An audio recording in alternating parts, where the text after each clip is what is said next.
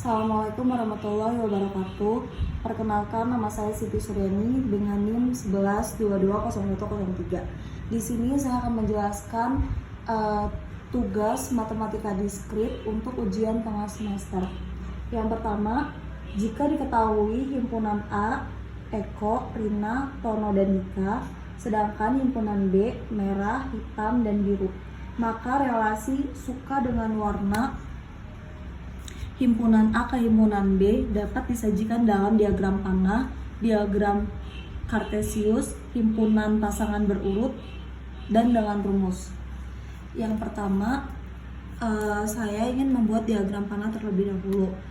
Diketahui himpunan A terdapat Eko, Rina, Tono, dan Dika, sedangkan himpunan B merah, hitam, dan biru.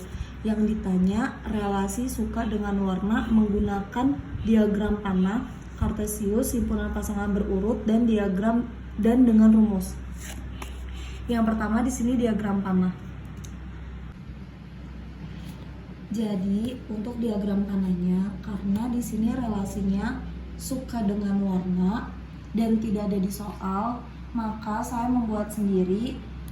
Eko suka dengan warna merah, Rina suka dengan warna hitam, Tono suka dengan warna merah, dan Dika suka dengan warna biru. Seperti pada gambar diagram panahnya, Eko merah, Rina hitam, Tono merah, dan Dika biru. Lalu untuk diagram kartesiusnya disesuaikan dengan yang tadi telah ditentukan. Eko menyukai warna merah, Rina menyukai warna hitam, Tono menyukai warna merah, dan Dika menyukai warna merah. Sedangkan untuk himpunan pasangan berurut, relasinya buka kurung kurawal, Eko merah, Rina hitam, Tono merah, Dika biru.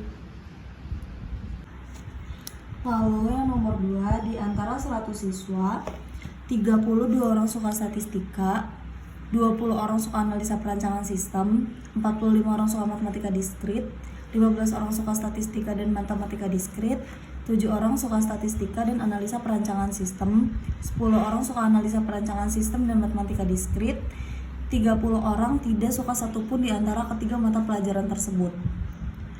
Lalu pertanyaannya, yang A, hitunglah banyaknya siswa yang suka ketiga mata pelajaran tersebut, dan B, hitung banyaknya siswa yang hanya suka satu dari ketiga mata pelajaran tersebut, dan C, gambarkan dengan diagram Venn.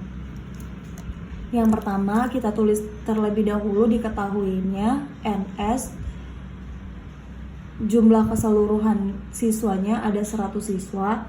Lalu jumlah siswa yang mempelajari statistika NA 32, analisa perancangan sistem NB 20, matematika diskrit NC 45, statistika dan matematika diskrit NA irisan C 15, lalu statistika dan analisa perancangan sistem NA irisan B 7, analisa perancangan sistem dan matematika diskrit NB irisan C sama dengan 10. Jumlah siswa yang tidak mempelajari ketiga bidang tersebut ada 30 orang.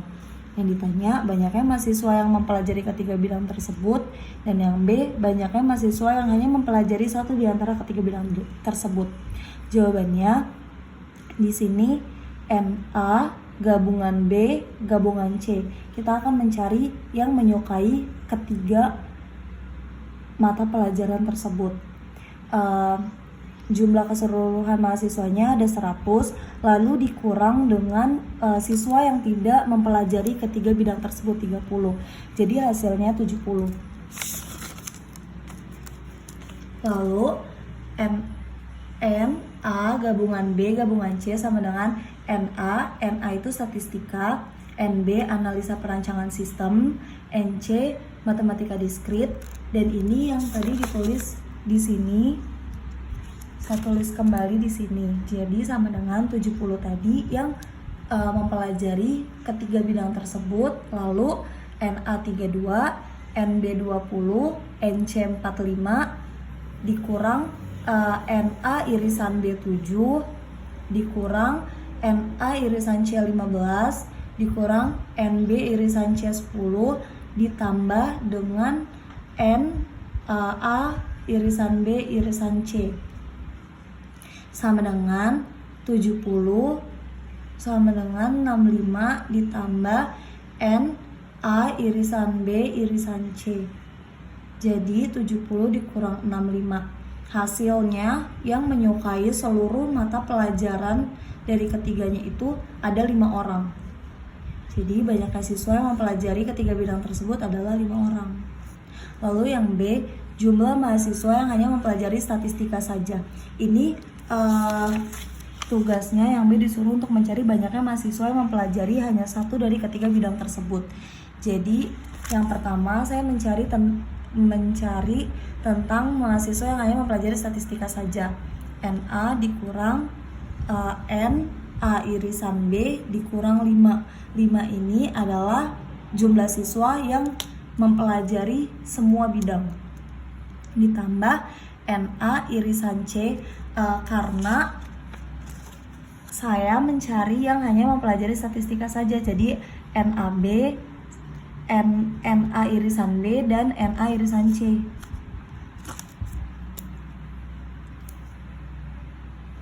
Sama dengan NA-nya ada 32 dikurang 7 dikurang 5, NA irisan B dikurang 5. Terus ini 15 dikurang 5 ditambah 5 sama dengan 32 dikurang 7 dikurang 5, 2. 15 dikurang 5, 10 plus 5. Jadi 32 min 2 ditambah 10 ditambah 5. Hasilnya 32 dikurang 17. Jadi jumlah siswa yang mempelajari statistika saja ada 15. Lalu selanjutnya saya mencari jumlah siswa yang hanya mempelajari analisa perancangan sistem saja. Sama dengan yang A, di sini NB itu nama dari analisa perancangan sistem yang hanya mempelajari analisa perancangan sistem. NB sama dengan NA irisan B dikurang 5 ditambah NB irisan C dikurang 5 plus 5 sama dengan NB-nya ada 20 dikurang A irisan B di sini ada 7. Lalu B irisan C 10 dikurang 5 ditambah 5 sama dengan 10 sama dengan 20 dikurang 2 ditambah 5 ditambah 5. Jadi sama dengan 20 dikurang 12 hasilnya 8. Jadi jumlah siswa yang hanya mempelajari perancangan sistem saja ada 8 siswa. Selanjutnya jumlah siswa yang hanya mempelajari matematika diskrit saja. Sama kayak sebelumnya yang A dan B, NC dikurang NA irisan C dikurang 5 plus NB irisan C dikurang 5 plus 5 sama dengan NC-nya 45 dikurang NA irisan C 15 dikurang 5 lalu 10 dikurang 5 plus 5 sama dengan 45. 15 dikurang 5 10 dikurang 5 5 ditambah 5. Jadi hasilnya 45 dikurang 20 sama dengan 25. Jadi banyaknya siswa yang hanya mempelajari matematika diskrit saja ada 25. Selanjutnya setelah kita tahu jumlah mahasiswa yang mempelajari statistika, analisa perancangan sistem dan matematika diskrit dijumlahkan. Yang hanya mempelajari statistika ada 15 orang, yang hanya mempelajari analisa perancangan sistem ada 8 orang, dan yang hanya mempelajari matematika diskrit ada 25 orang. Jadi jumlah keseluruhannya ada 48 orang. Yang ketiga, di sini gambarkan dengan diagram Venn. Jadi di sini saya membuat diagram Venn-nya. Buat lingkaran pertama itu yang hanya mempelajari statistika saja. Lalu yang lingkaran kedua yang mempelajari analisa perancangan sistem. Yang ketiga, lingkaran yang ketiga ini yang hanya mempelajari matematika diskrit. Lalu yang lingkaran di tengah ini yang mempelajari ketiga bidang tersebut. Dan yang 30 di luar lingkaran itu yang tidak mempelajari atau suka satupun dari ketiga bidang tersebut. Selanjutnya di sini saya akan menjelaskan nomor 3. Soalnya adalah misalkan A, Rangga Alfamart, Rangga Alfamidi, Hanum Alfamart, Putri Alfamart, Putri Alfamidi, Putri Dandan adalah relasi dari himpunan Rangga, Hanum, Putri ke himpunan Indomart, Alfamart, Alfamidi, Dandan, dan B, himpunan B, Indomart, permen karet, Alfamart roti, Alfamart susu, Alfamidi susu, dan permen adalah relasi dari himpunan Indomart, Alfamart, Alfamidi, dan ke himpunan roti, susu, dan permen. Maka A, tentukan komposisi relasi A dan B. Di sini dijawab komposisi A dan B ada Rangga roti, Rangga susu, Hanum roti, Hanum susu, Putri susu, Putri permen. Di sini kita mencari komposisi relasi A dan B. Jadi komposisi relasinya itu Rangga dari himpunan A dan roti dari himpunan B. Jadi diambil Rangga roti, dari sini Rangga, himpunan B-nya ada roti, terus Rangga susu, Rangga Hanum, dan seterusnya sama. Lalu yang kedua di sini ada diagram panah, dibuat sama seperti yang ada di sini di soalnya. Rangga Alfamart, Rangga Alfamidi, Hanum Alfamart, Putri Alfamart, Putri Alfamidi, Putri Dandan. Lalu di sini Alfamart berpasangan dengan roti, Alfamart susu, Alfamidi susu, dan permen, Indomart permen. Selanjutnya nomor 4, di sini kita akan mencari P implikasi Q dan not P disjungsi Q apakah logically equivalent. Nah, logically equivalent ini adalah nilai yang sama rata, maksudnya sama kayak true false true false gitu. Nah, sebelum kita mendapatkan ini, kita mencari dulu P-nya terlebih dahulu.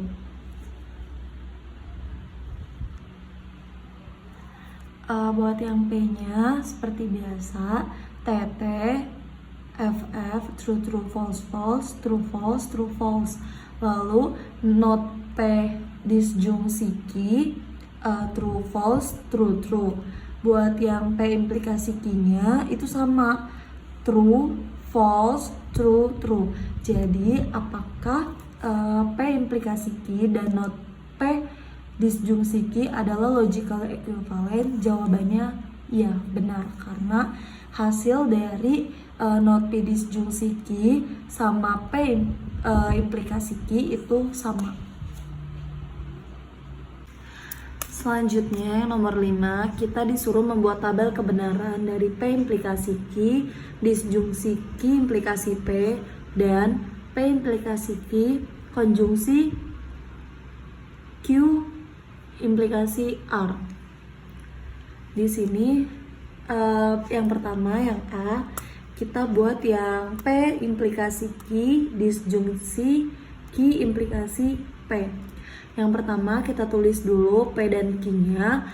P-nya true false, dan Q-nya true false. Ini selalu ya, pasti kalau buat tabel kebenaran dua rangkap itu pasti true false true false. Lalu di sini kita mencari P implikasi Q. Hukumnya adalah P harus true dan Q harus false. Jadi di sini karena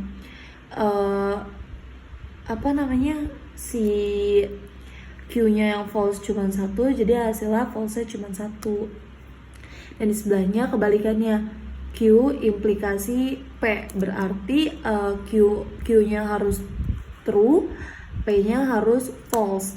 Nah, di sini yang Q-nya itu false, Q-nya itu true dan P-nya itu false adalah yang barisan ketiga, jadi hasilnya false. Jadi true true, false true. Nah, P implikasi Q, disjungsi Q implikasi P. Jadi kita lihatnya dari dua tabel yang ini. Yang ini diabaikan karena P dan Q ini untuk mencari P implikasi Q dan Q implikasi P. Jadi buat mencari P implikasi Q, disjungsi Q implikasi P itu salah satunya harus ada yang true karena ini kan OR. Disjungsi itu OR. Jadi salah satunya harus ada yang true. Kalau salah satunya true, hasilnya akan true. Jadi true true true, false true true, true false true, dan true true true pasti. Lalu yang D, di sini kita mencari P implikasi Q, konjungsi itu dan Q implikasi R. Nah, di sini kita buat 3 karena ada R-nya juga. True true true true, false false false false, true false true false, true false true false. Ini true true false false, true true false false. Nah, di sini sama seperti yang A, kita mencari P implikasi Q. Berarti P-nya harus true dan Q-nya harus false. Di sini kita lihat yang Q-nya false. Selanjutnya untuk yang B, kita mencari P implikasi Q, konjungsi Q implikasi R. Nah, untuk pertama kita tulis dulu P-nya, Q-nya, dan R-nya. Sama tulisannya true true true true, false false false false, true false true false, true false true false, true true false false, true true false false. Nah, lalu kita mencari P implikasi Q. Berarti yang dilihat adalah tabel yang P dan tabel yang Q. Kalau implikasi itu sama seperti yang A, P-nya